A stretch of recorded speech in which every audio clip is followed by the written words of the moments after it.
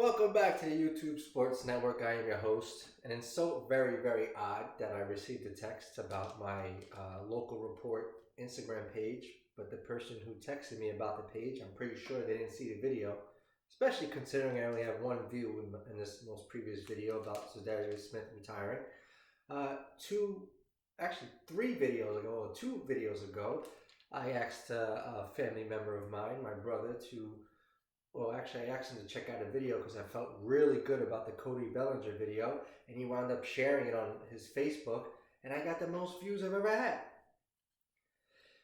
So I guess it's a matter of sharing and getting the word out. But I also saw that my last video, or the one about Joe Flacco 2 videos ago, whatever the hell, keep track. The one about Joe Flacco originally had 3 views, and then like 3 views got taken away, and then I have 1 view.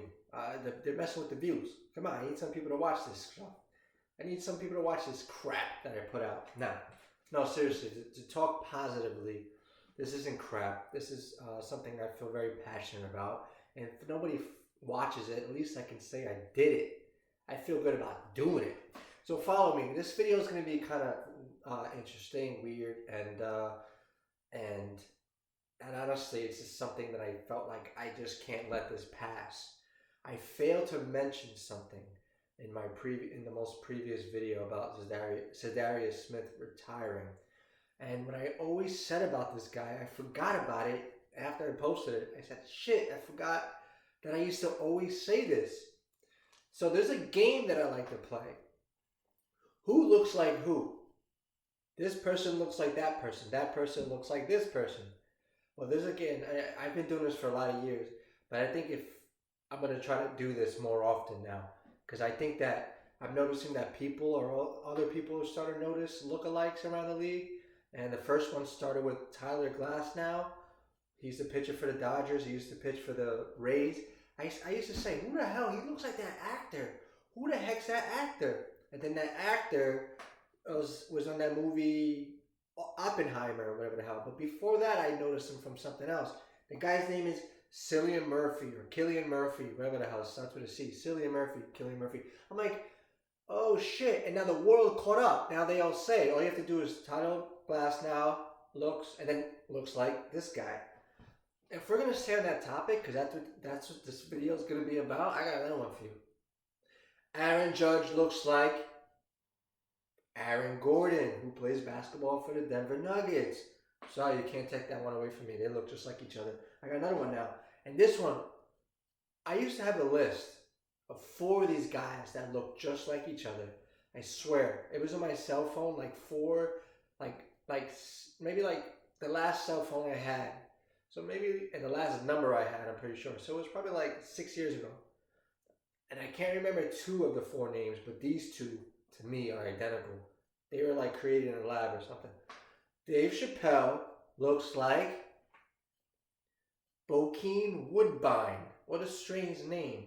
Bokeem Woodbine. I mean, he's been in a lot of stuff. I can't even tell you what he's been in, but it says he was in this show called Fargo, and he won a Primetime Emmy Award. The guy's been around. You've seen it. Believe me, you've seen this dude. All you can do is type him in Google. You know exactly what I'm talking about. And honestly, Dave Chappelle and this guy look identical. Believe it or not, there were 2 other guys. I can't remember.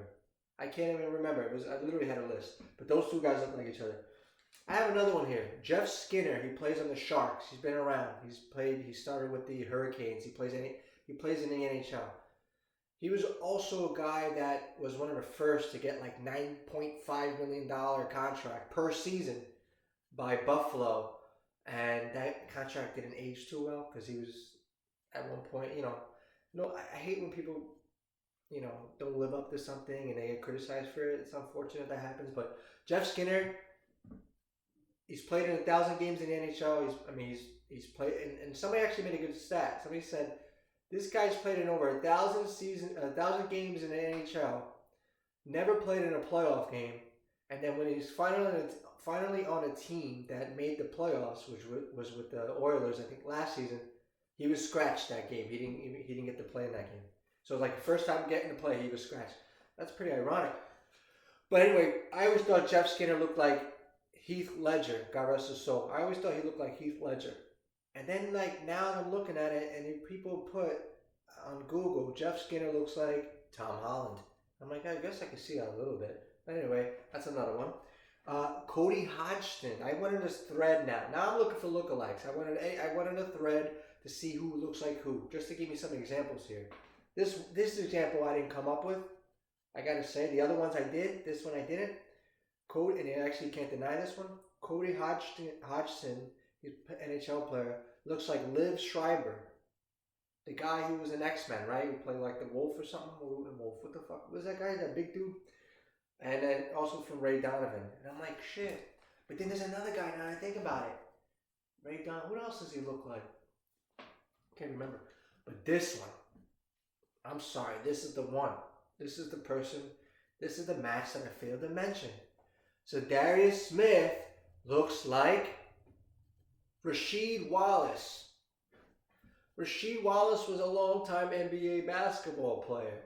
Honestly, their mannerisms, their smile, I bet you their personality. Rasheed Wallace is always giggling, fooling around. Like, I bet you he seems like the same type of personality. And not even that they look like each other because of a personality. They literally look like each other. Like, I think they both have a gap in their tooth. Or at least I think Rasheed Wallace fixed it. But he had a gap in his tooth. I think Za'Darius Smith has a gap in his tooth, right? I mean, just the smile, just everything about it. I don't know. I see the same facial features, and honestly, I bet you they're like the same, goofball, good personality, like funny personality to be around. Because they both display it when you get to see them. Like those team players, everybody rallies around them. Even though Rasheed Wallace was, he could no mess with him. He was a tough guy, but I always thought those guys looked like each other, and now that I got into Rasheed Wallace, I started looking at his stats. I'm like, if I'm gonna mention this guy, I can't help myself. I gotta mention, where Rasheed Wallace's background, because honestly, I forget how it was. So we're gonna get into it. This so far is 7 minutes and 22 seconds. I will be done with this by the 13-minute mark. So Rasheed was a first-round pick by the Washington Bullets, 4th overall in 1995, right? 95, 96.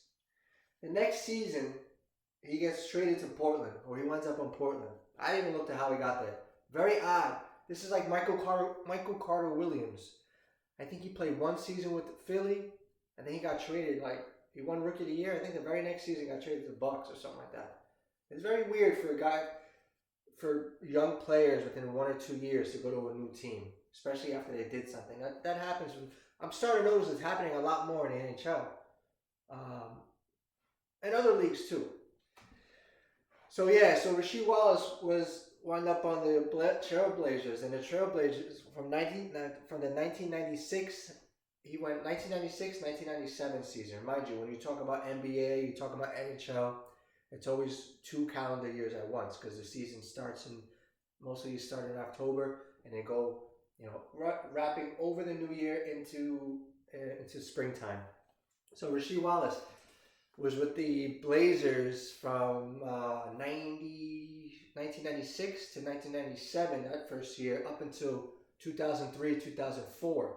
He made the playoffs every year with the Blazers from when he started there until the very last year, until he was traded. But the last year he was traded, the Blazers didn't make the playoffs, and he made the playoffs with the Pistons, and we'll get into that in a second. And speaking of the Blazers, yes, that was the last year they made the playoffs. The final year was 2002, 2003. The next year they traded him. But it made me remember, like, holy shit, I forget. The Blazers made the playoffs 22 straight seasons and 26 of 27 seasons from 1976, 77, all the way up until 2002, 2003. That's how good the Blazers were, or at that time. And I remember always watching ESPN, or just following sports, and like literally always seeing the Blazers in the playoffs. And then he also said 22 straight seasons the Blazers have made the playoffs. I'm like, yeah, holy shit. People forget how some franchises just quietly went about their business. So Rasheed Wallace, right? he goes and this is the funniest thing. I just laugh about it because I kind of remember it. The season that the Blazers weren't doing too hot. I mean, they were 24-25 at this time. It's February 9th, 2004, and the Blazers trade Rasheed Wallace to the Hawks. And it was the strangest thing. He plays one game with the Hawks. Mind you, at that time, the Hawks were 16-36. So Rasheed Wallace is going from a team who's made the playoffs 7 straight years while he's there. And now they're kind of going through a little bit. I guess they're going through a transition. They're 24-25. They trade him to the Hawks. So the Hawks, who are 16-36, he's thinking, what the hell am I doing here on the Hawks?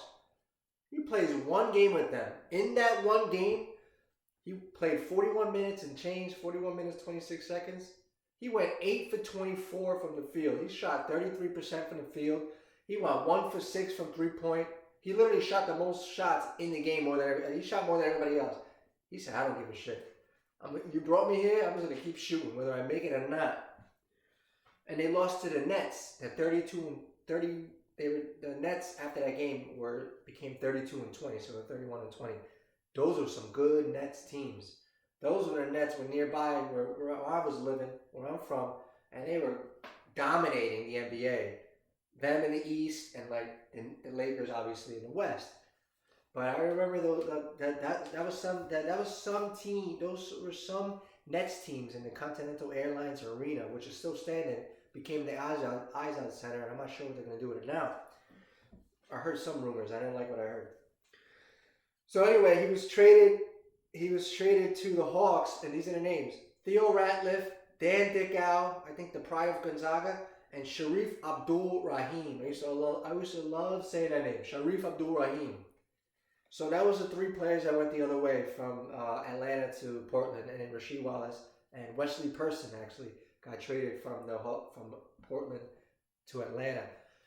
So he played one game with them. 10 days later, February 19th, they shipped him away to the Pistons. February 19th, 2004, and the rest is history. He helped the Pistons win the championship. They beat the Lakers that season in the finals. A 25-year-old Kobe Bryant. A Lakers team that was trying to win their 4th championship in 5 seasons. A Lakers team that had 25-year-old Kobe, a 31-year-old Shaq. So Shaq's is still in his prime, not even past his prime, still doing his thing. 35-year-old Gary Payton and a 40-year-old Karl Malone. Do people remember that Lakers team? Shaq, Kobe, Karl Malone, and Gary Payton. And then he also had Derek Fisher. All right, he was a really good Laker. And I mentioned this name, who played 4 games that year at 26 years old. He was only 26 years old, 4 games. Ime Udoka. I'm probably saying his name wrong. Basically, the head coach of the Rockets right now. So you always look through these old school rosters, or these older rosters, and where are they now? What are they doing now? So I had to mention him. So that Lakers team, I remember that. They really assembled an all-star, a crazy all-star cast, even despite the fact that they were older. It's pretty odd. I love looking at reference websites and seeing, remembering, oh, I forgot this guy was on that team. Or, a player played on, a great player played on a random team 1 year in his career. Adrian Beltre played with the Red Sox in 2006 or something like that. 2008 or something like that. He was kind of falling off a little bit, played 1 year at the Red Sox, revived his career for that moment, and then the rest is history. He made the Hall of Fame. He was already a good player, but then he just became an even greater player. Boston saves a lot of people's careers. That's a fact. They go there, they do their thing, and they go on to have they get a nice contract, and they continue on. Not saying they made him who he was, because he was already really good, but that leapfrogged them into even greater seasons. Boston's a good place to revive your career. So, Red Sox, that is. So it made me think, all right? So that's what happened. Pistons, this, that, and the other thing, traded all that. And then I was like, yo, I forget. By the way, I'll say it after this. Rasheed Wallace, his very last season in the NBA. By the way, it's 15 minutes. 2012-2013 Knicks. The Knicks were 54-28 that season. That was the first year the Knicks had Mike Woodson. Mike Woodson's first year as full-time head coach, because he took over for, I think, the previous year for Mike D'Antoni before that. Then he became, by the way, Mike Woods was talking about lookalikes. They used to say he looked like Mr. Potato Head.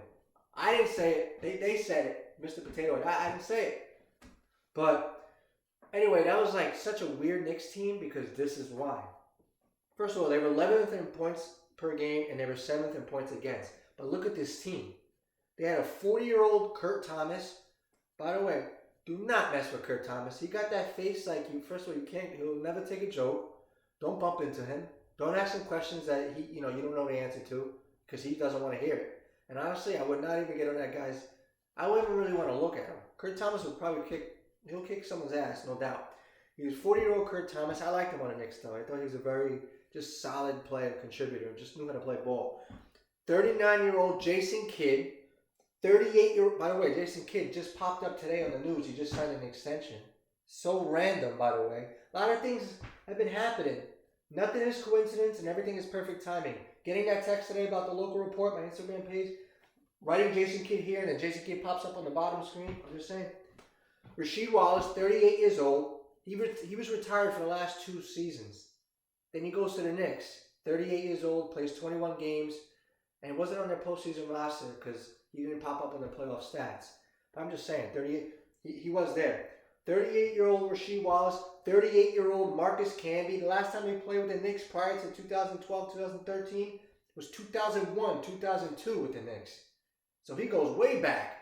So it was a 38-year-old Marcus Camby, 35-year-old Kenyon Martin, talking about, Nets teams. Talking about Nets teams, Kidd and Martin wind up on the Knicks.